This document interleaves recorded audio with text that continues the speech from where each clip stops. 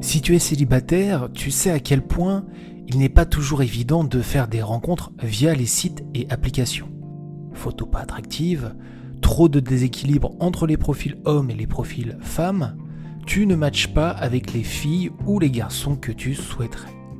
Et si le problème, il se trouvait ailleurs? Et si tu utilisais mal les sites de rencontres? Pourquoi les applications de sites de rencontres ne marchent pas? Alors oui, il y a des gens qui font des rencontres via les applications et les sites, mais c'est loin de représenter la majorité des utilisateurs. Plusieurs raisons font qu'il n'est pas toujours évident de rencontrer quelqu'un via une application de rencontre. D'abord, le ratio homme-femme est disproportionné. C'est le cas notamment sur les applications qui offrent une formule d'utilisation gratuite. On se retrouve généralement avec énormément de profils masculins pour peu de profils féminins. Et ça, c'est un problème aussi bien pour les hommes que pour les femmes. Les hommes vont manquer de visibilité et vont avoir du mal à exister sur l'application. L'algorithme de certaines applications est même développé pour créer de la frustration et pousser les utilisateurs à souscrire un abonnement payant.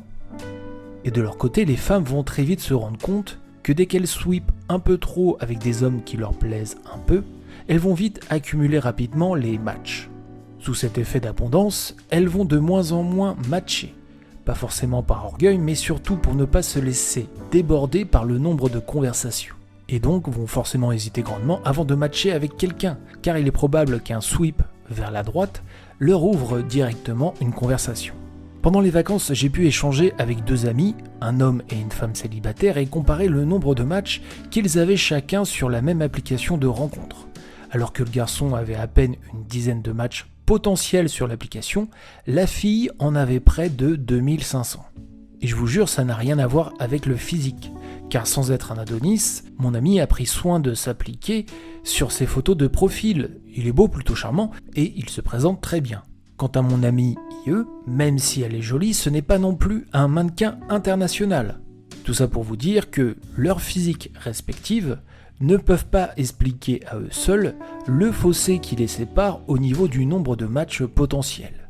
À peine 10 d'un côté pour plus de 2500 de l'autre. Les hommes et les femmes n'utilisent pas les applications de la même façon. On se retrouve très vite du coup avec une deuxième dissonance d'utilisation. Les hommes sweepent énormément pour matcher, pas toujours avec des filles qui leur plaisent, car ils sont lassés de ne pas avoir de visibilité. Ils sont en recherche de validation, du coup, il leur arrive de cumuler sur l'application des matchs fantômes, c'est-à-dire des matchs avec des filles avec lesquelles ils ne veulent pas vraiment parler. Les femmes de leur côté n'osent plus matcher avec des hommes qui pourtant pourraient leur plaire. Elles deviennent de plus en plus difficiles, elles n'osent que très rarement faire le premier pas. De l'autre côté, beaucoup d'hommes qui tentent de lancer une conversation après un match ne reçoivent pas de réponse. Et forcément, la frustration grandit d'un côté comme de l'autre. La qualité des échanges est médiocre.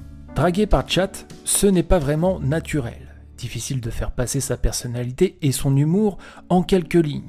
Et malheureusement, les configurations de l'application font que si la conversation ne décolle pas immédiatement, les personnes passeront très vite à autre chose, sans chercher à creuser ou à se découvrir. Sur une application de rencontre, on se lasse vite, on n'arrive pas vraiment à creuser et à prendre le temps de se découvrir. Sans parler du nombre d'utilisateurs qui abusent de la situation de l'écran interposé pour être méchants ou tenir des propos inappropriés. Lorsqu'on échange avec quelqu'un sur une application de rencontre, si on n'arrive pas à se rencontrer rapidement pour un rendez-vous dans la vie réelle, c'est quasiment presque mort. Et convenir d'un rendez-vous avec un ou une inconnue, quand on ne l'a jamais vu de sa vie, même si on lui a un petit peu parlé via un chat, eh bien ça demande un certain courage, ce qui rajoute aussi un frein à la rencontre. Mieux utiliser les sites de rencontres. Pour autant, faire des rencontres en ligne, c'est tout à fait possible. Voici les deux astuces qui, selon moi, te permettra de mieux utiliser les applications de dating. Astuce numéro 1, se tourner vers les applications payantes.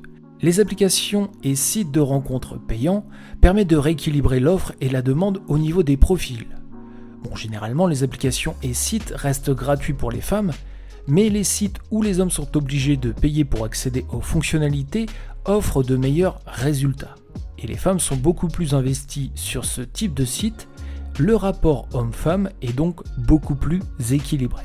Astuce numéro 2, utilisez les sites de rencontres pour faire des rencontres amicales. Et si finalement les sites de rencontres te permettaient de rencontrer des amis avec qui sortir plutôt qu'une relation amoureuse? De plus en plus de sites et applications offrent l'option pour faire des rencontres amicales. Ces rencontres sont beaucoup plus simples à faire et peuvent apporter beaucoup plus de choses que tu ne le penses.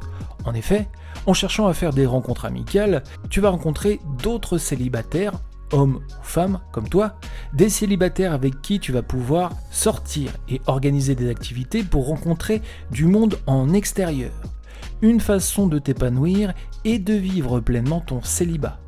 L'occasion pour se faire de nouveaux amis qui sont dans la même situation que toi et ça te permettra d'échanger autour du célibat, des techniques de drague et de se prodiguer mutuellement des conseils. Traîner avec d'autres célibataires, c'est l'occasion de progresser en séduction. En effet, rien de tel que multiplier les sorties entre célibataires pour mieux comprendre les mécanismes de rencontre et devenir plus à l'aise et plus séducteur. Le mieux étant de trouver des amis célibataires du sexe opposé qui pourront t'aider à faire des rencontres lorsque tu sors. Conclusion. Les sites de rencontres c'est bien, mais ça ne doit pas être au cœur de ta stratégie pour trouver l'amour. Je pense bien sûr qu'on peut rencontrer l'homme ou la femme de sa vie via un site de rencontre, mais ça serait dommage de focaliser 100% de ses efforts juste là-dessus et de ne pas essayer d'autres moyens traditionnels pour faire des rencontres. Si les sites de rencontres te semblent le meilleur moyen pour toi de rencontrer quelqu'un, je te conseille de choisir les sites payants, rééquilibrant mieux le rapport homme-femme sur les sites de rencontres. Et si tu veux te donner la chance de faire des rencontres ailleurs, utilise les sites et applications de rencontres et fonctionnalités adaptées pour faire des rencontres amicales. Rencontrer des célibataires comme toi qui partagent tes centres d'intérêt et vivent la même situation. Sors avec des personnes qui te ressemblent, qui ont les mêmes motivations. Tu verras, tu passeras de très bons moments, vous vous encouragerez les uns les autres pour être plus ouverts et progresser en séduction, et en élargissant tes cercles sociaux, tu vas peut-être aussi avoir la chance de rencontrer un homme, une femme, qui ne sera pas, cette fois-ci, qu'un ou une simple amie. Merci de m'avoir écouté, n'hésite pas à liker la vidéo, à la partager si celle-ci t'a plu. Pour ne pas louper la prochaine vidéo, n'oublie pas de t'abonner à la chaîne. Quant à moi, je te dis à très bientôt sur Cœur Brisé. D'ici là, prends soin de toi.